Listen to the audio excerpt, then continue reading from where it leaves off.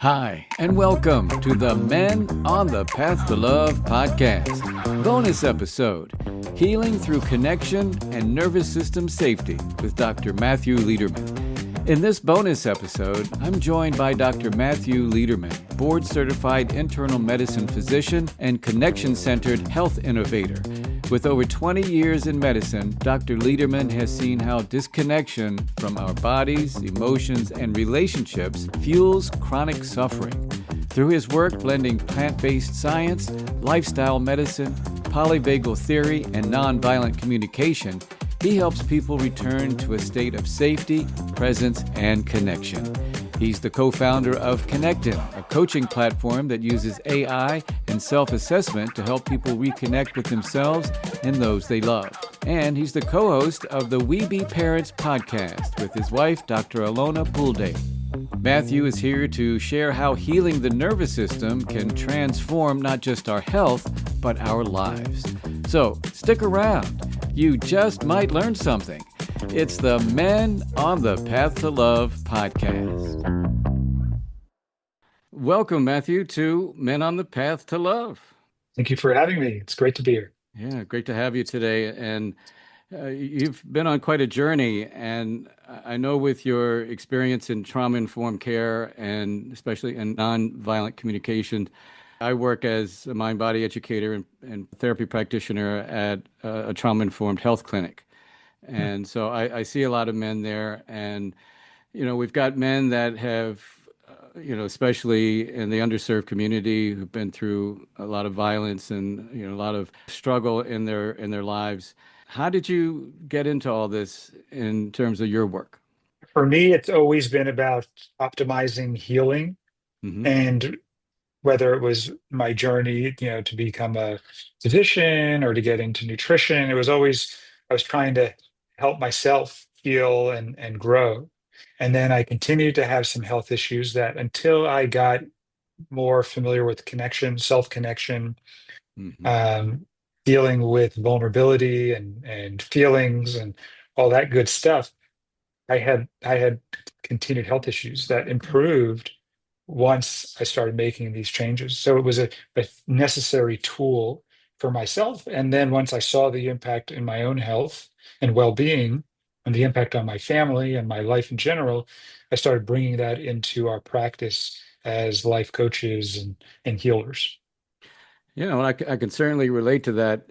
With my journey, it was similar. It's like I was conditioned just like most men are, and not really expressing my emotions, not knowing anything about self-compassion and all those things. And once I got in touch with that and got in touch with my own feelings, my own vulnerability, understanding empathy and all that, it absolutely shifted. And that's part of why I'm in my third career here as a relationship coach for men. What has your experience been with men over the years in terms of what we both went through and how you are with your patients? I enjoy working with men.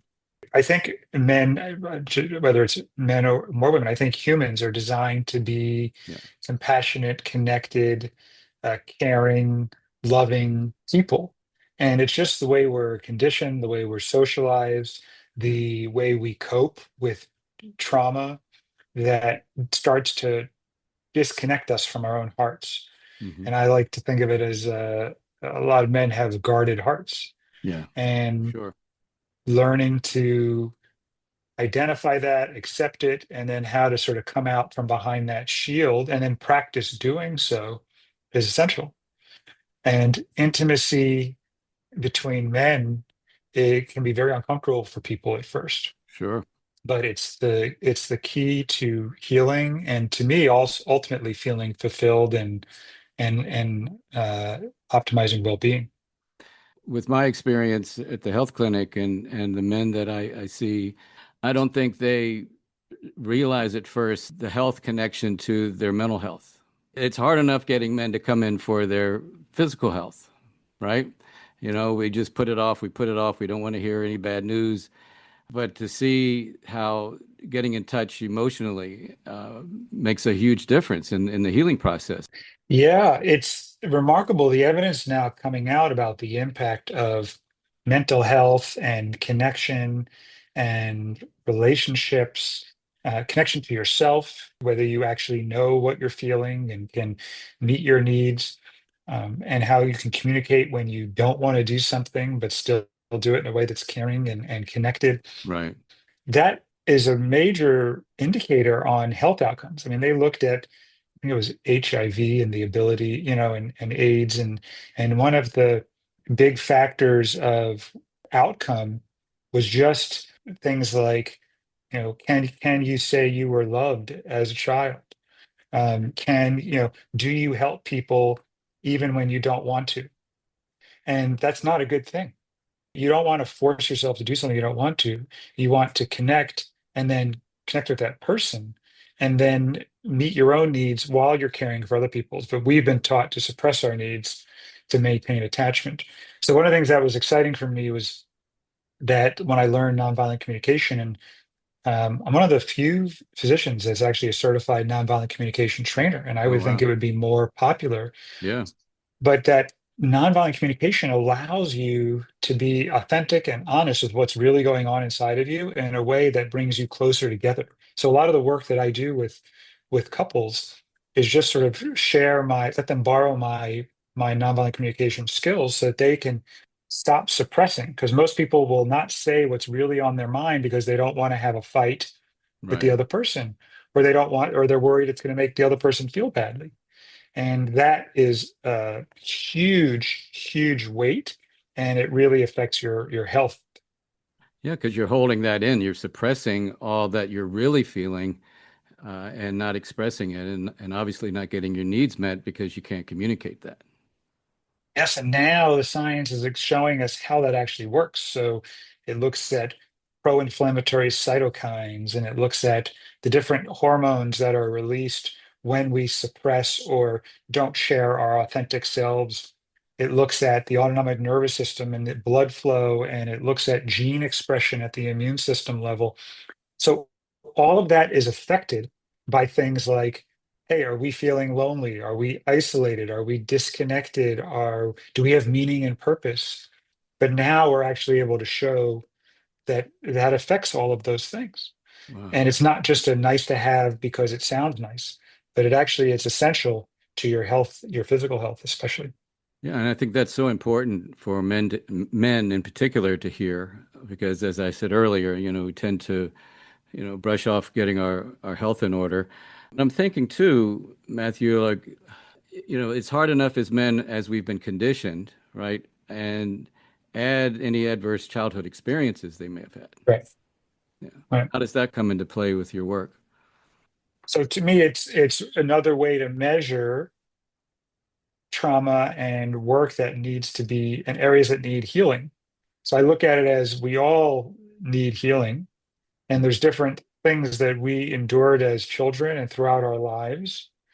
And can we bring empathy and safety to each of these people as they explore those things that originally were they shut themselves off from because they couldn't explore them with empathy and safety in the past. Right. So but the nice thing is the body wants to heal. And if we create a safe, empathic environment for people to sort of rest in, then they can ultimately redo those experiences in a way that integrates that, stops the block, and allows flow in a way that supports healing. And I'm thinking about the man that comes into your practice or my practice, and that's a big feat in itself. How do you create that safe environment for him to be able to open up to even acknowledge that he had been through traumatic events or anything like that? I mean, there's lots of ways to create safety and build trust. I mean, it definitely takes time. But when I talk to somebody and I'm really listening and they can get a sense of care and vulnerability and shared humanity through how I talk, how I listen, how I respond, they very quickly get a sense that I'm just trying to be with them. I'm not trying to fix them or advise them or tell them, analyze them. It's about presence and sort of loving attention and empathy. And through that, their body helps us know where to go next. So each person's a little bit different, but I don't try to heal them. I try to help listen to their body, just like as a physician with helping someone heal a broken bone, Hmm. we don't make the bones heal. We line the bones up and then their body heals the bones. Right. Right. So if we can help them align these different energetic experiences and sort of how they're thinking and how they're approaching, then once you align those, they can start to heal on their own. Thinking about the energy work that I do at the health clinic in helping people who've been through trauma, the whole polyvagal theory. Can you explain that to my listeners as to what that's about and how you incorporate that? Yeah. So polyvagal theory is really helpful for people to understand. It's a little bit challenging to learn at first, Mhm. but at a really high level, it's basically saying that we experience our environment. He calls something neuroception, where it's not even what you're thinking, but you're taking in all this information around you, sounds and sights and even your thoughts. And then that is helping your body determine if it should increase sympathetic tone, which is your fight or flight response. Right. And the way it does that is by lifting what it calls the vagal brake, which is why it's called polyvagal theory. It talks about the vagus nerve, which is a nerve coming out of our brain, sort of extends to the rest of our body. And when that brake is on, it helps us turn down the sympathetics, which is our fight or flight, and shift into that rest, digest, feed and breed, that type of response. So your body is constantly assessing the environment and trying to determine, are we safe or is there threat? And Right. if there's threat, we take the brake off, the safety brake off, and go right into sympathetic drive, fight, flight, freeze, faint. If we are not safe, there's meaning that, or if we are safe, meaning there's no perceived threat, it puts the brake back on and says, okay, now you can rest, digest, feed, and breathe. And it's this constant balance. Every second of every minute, your body is assessing the environment. And then Mhm. eventually, over time, if you've been in a high threat environment, based on how we grew up, your nervous system sort of tunes almost like a guitar that's tuned too tightly towards this hyper vigilant state where basically your safety brake doesn't go on as easily and it doesn't go on as fully. So you have more sympathetic fight, flight, freeze, faint drive at baseline. And then we can retrain that through messages of safety that we teach people how to experience and how they think and how they talk and what they do. And you can retune that guitar to experience a stronger vagal brake, to put your system into safety more effectively, to come off appropriately and not come off all the time. So if you hear a bang, it's not a gunshot. It's just a noise. And then do you see what I'm saying? So then you don't have Right. to go into fight or flight. And that process allows us to understand that you need safety for your gut to work properly. So you need that vagal brake on and that message of safety to get communicated through the vagus nerve into your gastrointestinal system. And that's why people, for example, who are in high levels of threat, they'll feel they'll have all sorts of gastrointestinal disorders Sure. because, and what they need is, don't just throw, vitamins or probiotics or medication on them. You need to help their nervous system shift from threat physiology back to safety physiology. Yeah, because otherwise it's just going to still be there, right? If you don't address the other side. Exactly. Yeah. That's the root problem, is that there's so many nervous systems out there right now that don't feel safe. And Hmm. when you are isolated, when you don't have authentic connection with other people, when you are not comfortable sharing what you're feeling and needing because you think someone's going to get angry or pull away from you, all of that puts your nervous system into what we call threat physiology, which affects and wreaks havoc on all these different organs and organ systems, like your gastrointestinal system, that Hmm. require safety to function properly. Yeah, and I can imagine too, a lot of the men that I see and patients that I see at the clinic who are, like I said, the underserved community, they're surrounded by violence every day. There's stress and violence within their own home and in their neighborhood. And then I think about, I don't know, say people that live in Ukraine or maybe Israel and Iran now with all the threat of war and the bombings and all that going on constantly in their lives, and they're brought up around that. That's in pretty deep. Yeah. How long of a process on average is it to someone to finally get to that place where they feel safe after all the trauma, all the PTSD they've been through? Well, that's where it depends what type of changes they make. Right. So big changes lead to big results. So if you change your environment and you change the people you're interacting with, or at least how you show up with those people, if you're changing the work you do or how you show up at work, because you don't even have to change your job and your friends, you have to change how you show up in your job, how you show up with your friends. And if you change, what you're watching, how many people are watching? I mean, my wife and I were just surprised by when we changed the type of television we watched from, violent, there's this bad guy and a good guy, and the good guy has to beat and kill the bad guy Yeah. versus shows that are more heartfelt. Or am I in a city environment where there's, honking and yelling and Hmm. all sorts of messages of threat all around me? Or do I get more time in rural areas where there's trees and nature and comfort? So it really depends what messages of safety you're giving your body throughout the day. And I don't think people realize how many messages of danger or threat they feed their system Oh yeah, minute by minute every day. sure. Yeah, not only their physical environment they live in, like you said, like the media, the news. I Yeah, mean, it's probably constant, and they don't even realize it.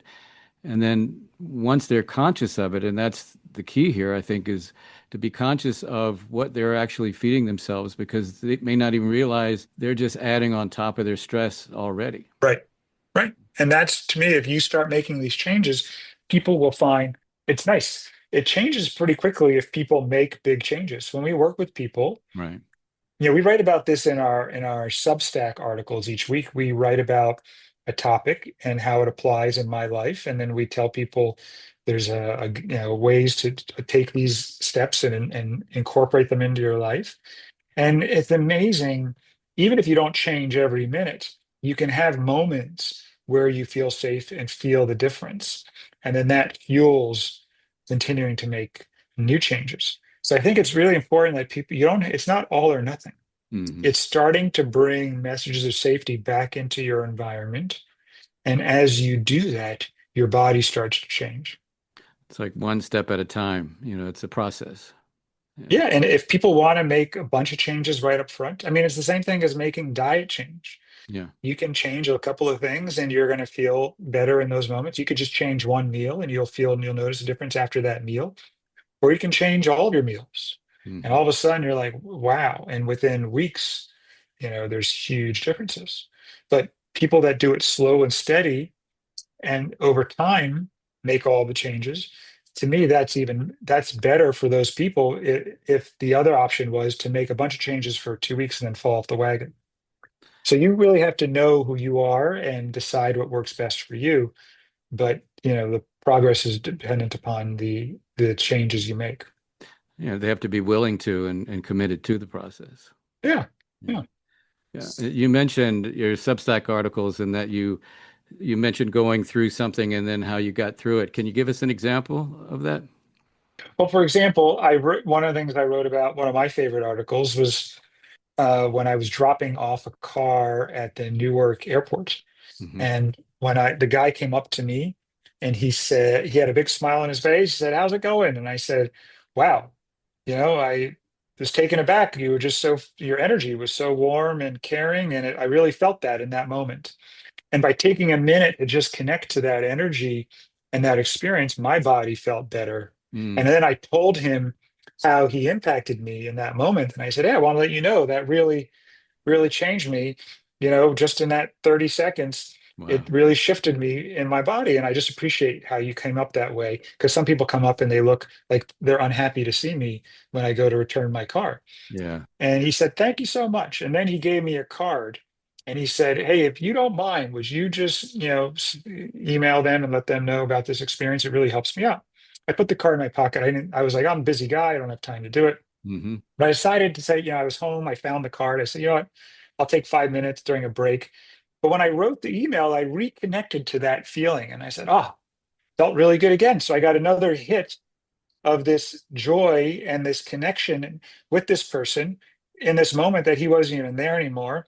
And I felt again a shift in my body, and that's that sense of safety. That's Mm. your body feeling Yes. safe in that connection, and that's humans were designed to be connected. So I sent that email off, and then I got an email back a couple of days later from his boss, and they said, "Thank you so much for writing this letter.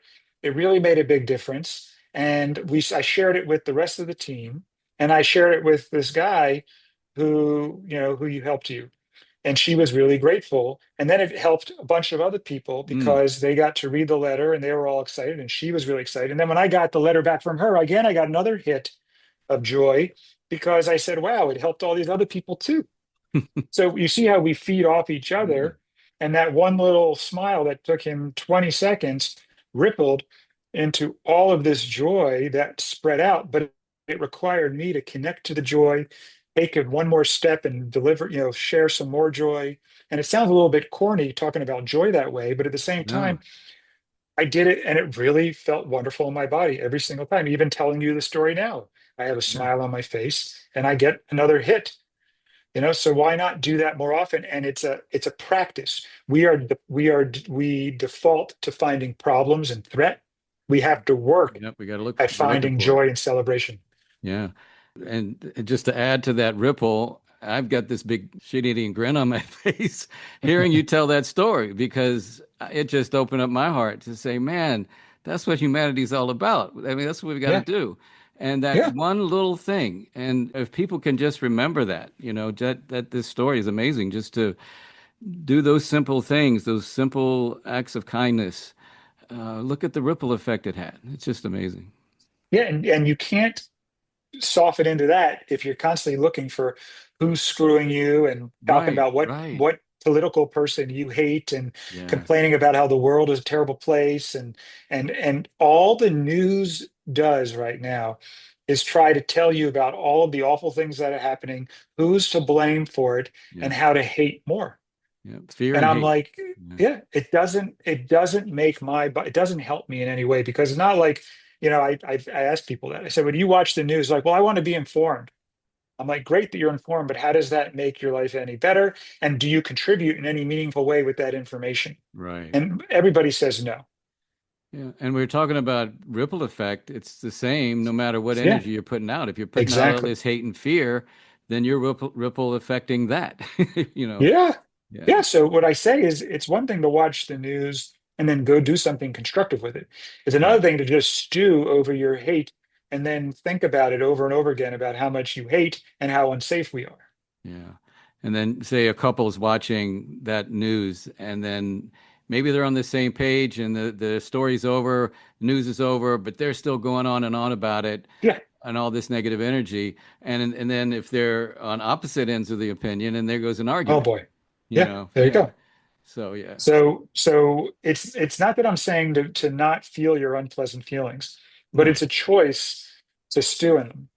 So I like in NVC, we nonviolent communication, we say feel the feeling. Hey, when I hear about that story on the news, I feel really sad and a little bit helpless. And I even feel some anger because I want people to treat other people with more care and kindness. Hmm. And feel that, and you can mourn that.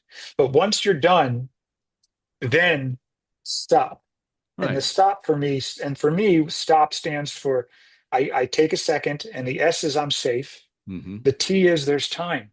There's no urgency. There's no emergency. And the O is, hey, everything is okay for me right now in this moment. So there's safe, there's time, and I'm okay in this moment. And then the P is notice something positive. And I'll look outside and sometimes I'll see a beautiful tree, or I'll see my wife, or I'll look at my kids and I'll smile at them. And I won't just be, it's not intellectual, it's got to be a felt experience. And I'll Hmm. feel the love towards my daughter, and I'll say, I'm just so happy looking at you right now, and I'm so glad you're in my life. And she'll look back at me and smile, big smile. And I just said, so I just stopped and I shifted my energy, and it's a choice. So I'm not saying to not feel things. Don't be a Right. Pollyanna and pretend those don't exist, but feel it and then choose how you want to spend your energy after you're done feeling it. Yeah, I appreciate you saying that. I love the acronym, and that's it. If we are stuffing down those feelings or not allowing us to have them, or like you said, being Pollyanna and like affirmation, it away. Well, you're not acknowledging the pain. You're not acknowledging the suffering and the emotion that you went through. And then once you feel it, allow yourself to accept it, and then you go to the affirmation or the positive feeling that you get Yeah. to counter that instead of stuffing it and moving on. I Right. love that. It's like when people worry about something bad happening. Right. I'm like, if That's you worry anxiety about it, right there. right, right. And I'm like, that's okay to think about it. If there's no action to take and you're just imagining, then why not imagine it's a wonderful outcome? And they'll Right. be like, that's silly. That's not going to happen. I'm like, well, hey, we don't know what's going to happen, and it may not. But at least every time you think about it until the actual event, it's as if you had an amazing outcome. So if someone has an event happening a week from now and they think about it 10 times between now and the event, Hmm. you just had 10 wonderful experiences because you thought of the best possible outcome. Yeah. Now, maybe the event is a terrible experience still, but now that you had 10 wonderful experiences and one bad outcome. On the other hand, if you're thinking about that experience, a week from now, you think about 10 times between now and then, and they're all terrible outcomes. You just had 11 terrible experiences. Why Right. not have 10 wonderful and one bad versus 11 bad? Just do the math. Yeah. So it sounds a little silly, but try it and you can choose what you imagine about. In fact, the reason we have imaginations, in my experience, is it allows us to heal in a way that you can't without imagination. Yeah. And that's the power of So the mind and yeah, the power of healing through the mind and all those things you're saying. exactly. Yeah. It's great. So people think it's a little silly, but No. hey, you can choose how you want to spend your energy. And Yeah. when you think about miserable experiences and terrible outcomes, your body can't tell the difference between what's really happening and Right. what you're imagining happening. Yeah. But similarly, if it's you imagine something wonderful, your body can't tell the difference whether it's real or not. So it gets all the same, pleasure chemicals flowing throughout the body when you imagine something wonderful. It's a beautiful thing. Yeah, it really is. And the challenge for a lot of people, and myself included, and us as humans, is, we're so used to going down that negative slope, and it takes effort to bring that, Yes. kind of responding to your subconscious in a way to, see the positive versus, or the glass half full versus half empty kind of thing. Yeah, it's a habit and it's a Yeah. pattern, and But we can change those. yeah, But it does take a little work because right now we're choosing to continue the habits we developed up until now. yeah. It's not a choice when we go to our default state, it's just old habits. So why not replace them with new ones so that our new default is different? Yeah. And I apply that to relationship as well. Mhm. My old relationship patterns, okay, Yes. let's see how that works for you. Okay, now that I'm aware of them, all right, now I need to change those patterns. And I can because Yeah. I see the impact that it's had on me. Yeah. Yeah. I mean, it's so important. And I think if people are resonating with this, like I said, we talk every week, we put something in our Substack about it's free Hmm. to help people just take one concept. You see how I'm struggling all the time. And it's that awareness of it's not that I get it right, it's that I'm aware and Right. I'm doing my best to get back on my path. To me, that it's like meditation. Success in meditation is not focusing on your breath all the time. It's being able to bring yourself back to your breath when you lose focus. Exactly. And that to me is the same with this work around joy and connection and creating these new habits. So I think that we have a podcast too. I don't know if you know that called Hmm. We Be Parents, Hmm. and it's all about helping parents bring more connection into the family, more nonviolent communication in the family. That's great. And it's the same thing. It's just practice. It's you don't have to parent the way you were brought up or the way your parents parented. That's just default Yeah. behavior. It's You can breaking the make new cycle. choices. Yeah. Exactly. You can make Mhm. new choices and create new habits. Yeah, that's great. Well, I feel like I could talk to you for the rest of the evening, but I know we're on a time schedule here. Matthew, tell us more about how we can get in touch with your practice and your podcast and Substack, all those things.